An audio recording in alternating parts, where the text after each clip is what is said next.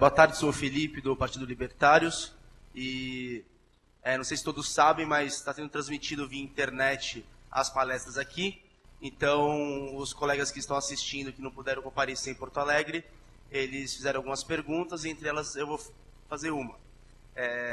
Se o governo sempre intervém, atrapalhando os cálculos econômicos, gerando essas bolhas que estouram e geram crises, existe algum investimento um pouco mais seguro a ser feito, visto que a gente está sempre nesse caos que pode sempre estourar? Se tem algo que a gente possa investir um pouco mais seguro. Alguns pensam em metais, então eu queria saber a tua opinião.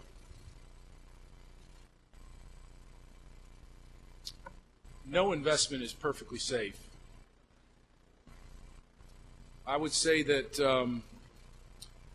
the number one recommendation that I've been making to people since I was a teenager is gold and silver. Silver is the money that people used. Paper money has a, even Milton Friedman says that it eventually goes to zero. The cost of production, the marginal cost of production. Government only drops it when it's more costly to actually print the money than it's worth in the marketplace. Gold and silver, you may not make anything off of it, but it's a great, in terms of safety, it's a great safe investment. It's like buying a fire extinguisher for your house. You hope you don't have to use it, but it's great to have one if you have a fire, right? And so that's the starting point, I think, for anybody's investment portfolio. Of course, it's nice to own your own house, although that's not perfectly safe either, I suppose. But getting started at the very bottom of your portfolio should always be gold, and it's a great place to start because you can just buy like gold jewelry and stuff like that. Mais uma pergunta aqui. Uma economia, vamos de novo, uma economia que seguisse os preceitos da Escola Austríaca seria provavelmente mais estável. Contudo, um mundo sem booms e sem busts, né, sem períodos de expansão e recessão, cresceria tanto?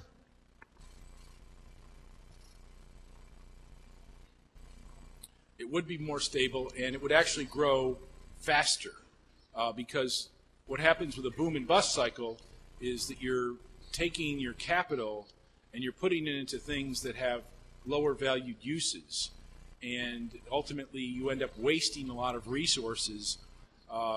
So that if you didn't have the boom bust cycle, if you had gold and silver money with 100% reserve banking system and a very limited government, the rate of economic growth would be much higher and would accelerate, because people's time preferences with economic growth tends to fall. They tend to save more.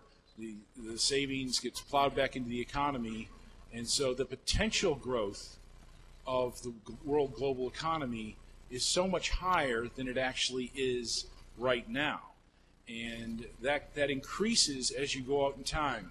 And I think the opening up, the fall of communism, and the sort of prying open of global markets has sort of re-emphasized that whole point. But it's more than just stability. We would forego all the lost resources that we waste every single cycle that we go through. The physical resources, all the labor resources that are being misallocated and have to be re-engineered and re-educated and retrained into something else. So, of course, people's choices, that's all dependent upon people's choices, but certainly the potential economic growth and the standard of living is a great deal higher, and that can accelerate over time. Pergunta do André Cardoso. A China desvaloriza artificialmente a sua moeda com o intuito de exportar mais. Eu não sei se ele perdeu o começo. A China desvaloriza artificialmente sua moeda com o intuito de exportar mais. Qual seria a consequência de uma bolha na China para o resto do mundo?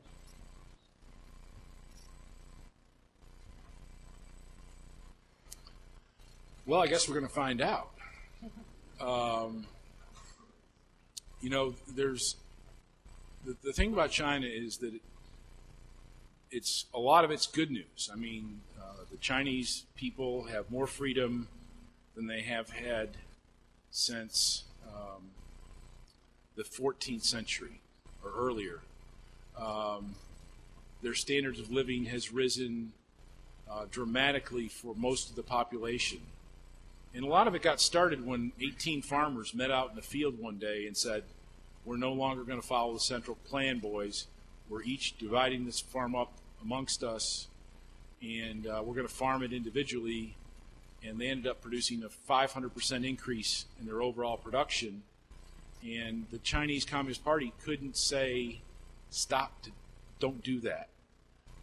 And so they've got more freedom, they've got a higher standard of living, but they also have a great deal of artificialness built into their economy. They have state banks. Their interventionist response to this crisis was to demand that the banks expand credit. And so year over year, the bank lending in China increased by 89%. I mean, 8 or 9% is a lot for any banking system, but 89% is just beyond belief. And so there's been a lot of artificial credit and a lot of government artificial spending over there, which is all a part of that, the bubble over in China. And so I think we are going to experience, even if we're not told the whole story, of course, communist governments don't like bad headlines in the newspapers, and they still have a great deal of authority over there. So there's good news there, but there is a bubble, and it's probably going to be nasty at some point. Quais são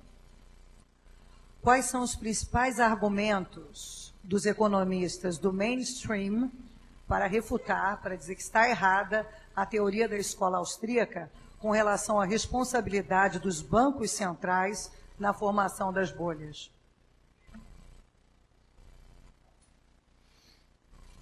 Well, there's a lot of them. Most of them don't make enough sense to be able to explain to you. The most recent one,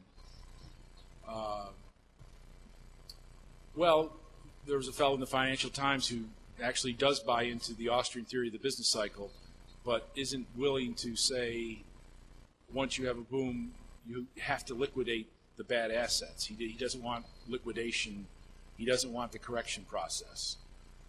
Paul Krugman says that the Austrian theory doesn't hold water because as you go into the bust of the phase of the economy and labor has to leave capital and become unemployed in the restructuring process, so the unemployment rate goes up.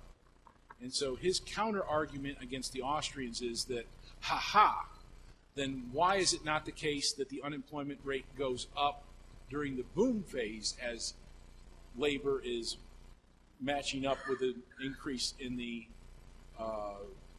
new structure of production? So he's arguing that the fact that you don't get high rates of unemployment during the boom undermines the Austrian theory, and of course it doesn't. I mean, during the boom, labor is rematching with different capital structures in response to higher wages. So there's always new jobs at higher wage rates, and so there's no need for the unemployment rate to go up. Whereas on the downside, when businesses are going out of business or reducing their workforce, workers are let go, but the wage rates are at much lower levels, and so they don't get a mismatch, a match-up there. Now, what stays the same in both the boom and the bust is the number of people changing jobs, but it's just that during the boom, the unemployment rate falls, and during the bust, the unemployment rate rises. And how Krugman thinks that undermines the Austrian theory is beyond me. There's been, I think, 4 Austrians have written rebuttals to this, argument that he's given previously. And if you look at Krugman's blog on the New York Times, the responses to this there's hundreds of responses, and almost all of them are saying he's wrong, except for his 3 friends who say he's right. So that's probably the latest objection to the Austrian theory. Nós só temos tempo para mais uma pergunta, porque infelizmente já estouramos até um pouquinho o tempo de perguntas, que seria a seguinte: de uma escala de 1 a 10, o quão intervencionista é o governo brasileiro hoje em dia, na sua opinião?